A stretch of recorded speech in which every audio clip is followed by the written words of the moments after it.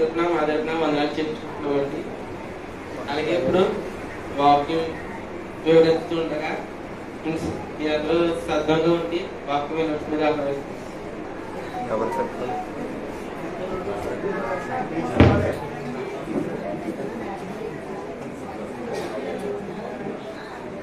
అందరికీ వందనాలండి.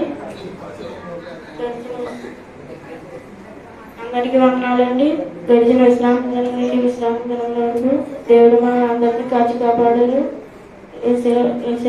నామంలో అది వేడుకుంటున్నట్టుగా అపొస్తలుల కాలంలో 12:11 చూడండి.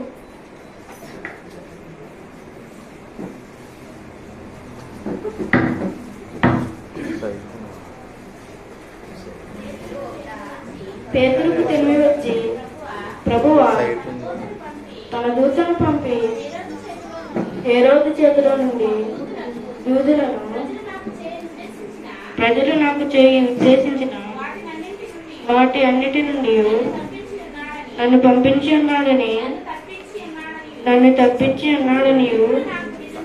ఇప్పుడు నాకు నిజంగా తెలుసునని అనుకరించాలండి.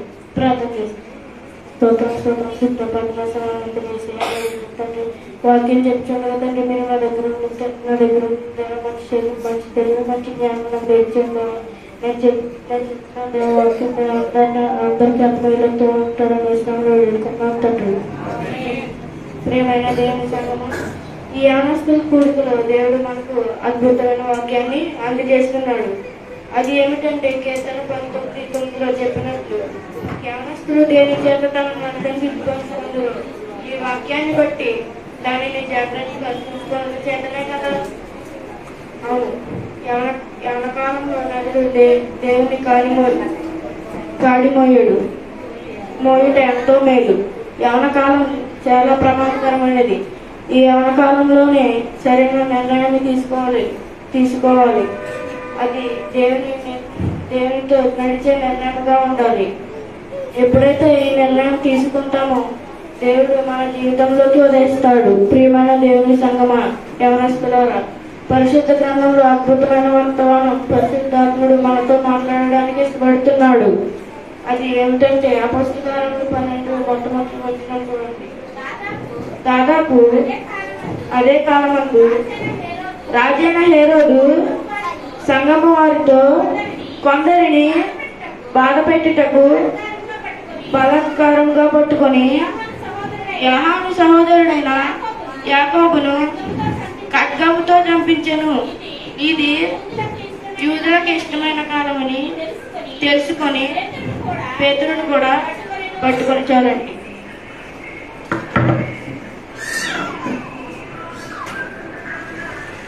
దాదాపు ఆ కాలం ముందు రాజైన హేరోదు ఆ సంఘంలో కొందరిని బలాత్కారంగా పట్టుకొనెను.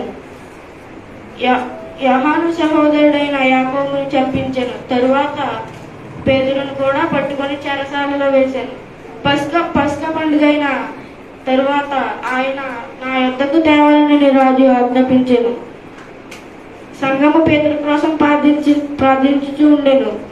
హేరోదు రాజైన పేతురును నా యొద్దకు తీసుకురమ్మని ఆజ్ఞాపించగా ఆ రాత్రి ప్రభువు దూత అతని యొద్ద నిలిచెను. అతడు ఉన్న గదిలో వెలుగు ప్రకాశించెను. ఇది నిజముగా జరిగిన నిగ్రహింపగా ఉండెను. పట్టణమునకు పోవు ముఖ్య ద్వారమున వీధి దాటిన వెంటనే దూత అతనిని విడిచిపోయాను.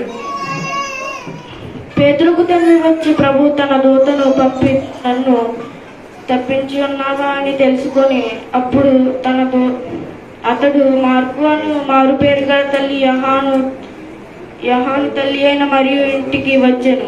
అక్కడ అనేకులు కూడి ప్రార్థన చేయుచుండిరి. అతడు బయట వాకిలి తలుపు తట్టుచుండగా రోదే అను ఒక చిన్నది ఆలకించుటకు వచ్చాను. ప్రియమైన దేవుని సంగమా, యవనస్తులారా, చిన్నపిల్లలారా, ఇక్కడ మనకు దేవుడు రోదే అను ఒక చిన్నదాని జీవితాన్ని మన ముందు ఉంచుతున్నాడు. ఉన్నది 6 వచనాలే అయినా అద్భుతమైన పాఠం మనకు తెలియజేస్తున్నాడు. ఈ రోదే ఎవరనగా మార్కు తల్లి సేవకురాలు. రోదే అనగా అర్థం గులాబీ. ఈ రోజాను చిన్నదాన్ని ద్వారా 4 ముఖ్యమైన విషయాలు మనం నేర్చుకుందాం. ఒకటి ప్రార్థించిన రోజే. అపోస్తుల కార్యములు 12వ అధ్యాయం 12వ వచనం. ఇట్లా ఆలోచించుకొని అతను మార్కు అని మారుపేరు గల యోహాను తల్లి అయిన మరి ఇంటికి వచ్చాను. అక్కడ అనేకులు కూడి ప్రార్థన చేయించండి. చాలండి. ప్రేమైన దేవుని సంగమా, యవనస్తులారా, చిన్నపిల్లలారా, రోజులాగా సంఘంలో ఇతరుల కోసం ప్రార్థిస్తున్నావా? ఎప్పుడు కూడా ప్రార్థించే వారిగా విశ్వాసంగా ఉండాలి. రోజే ఎలాగైతే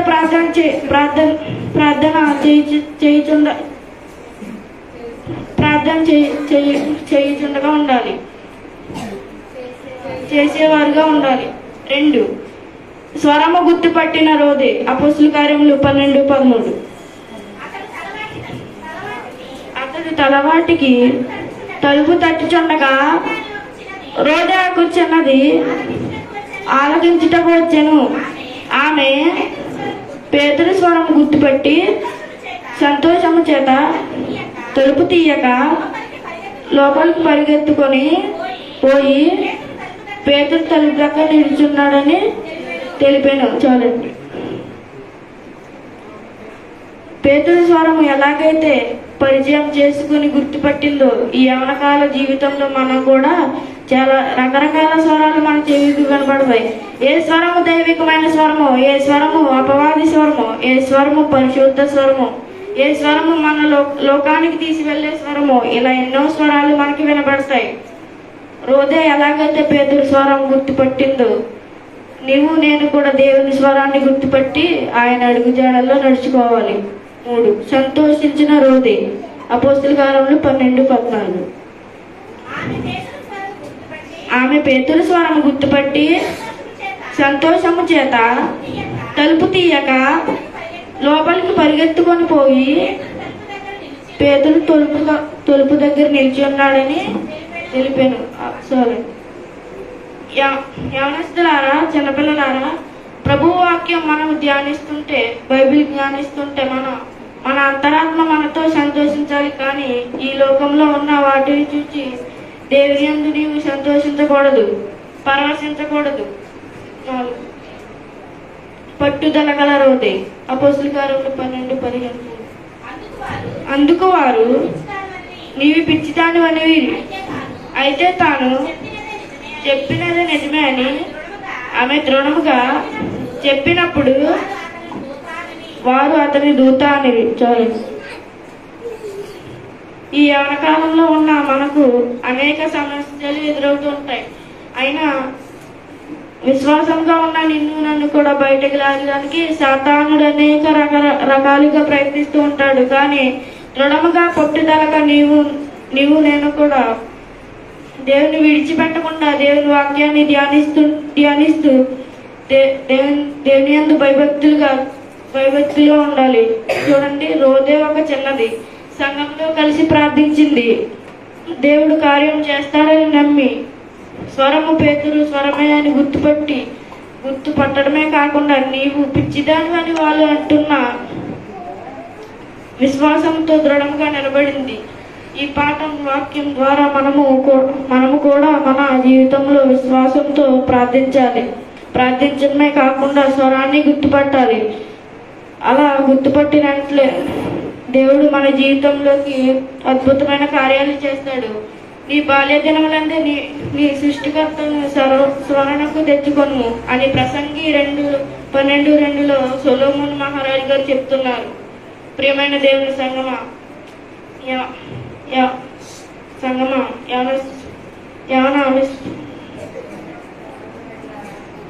యవన బిడ్డలారు, విశ్వాసంగా జీవించిన ఆయన వచ్చే 2వ రాకడలో మనందరం ఎత్తబడే గుంపులో ఉండును కాక. పరిశుద్ధ వాక్యం దేవుడి దీవించి ఆశీర్వదించుగాక. ఆమేన్.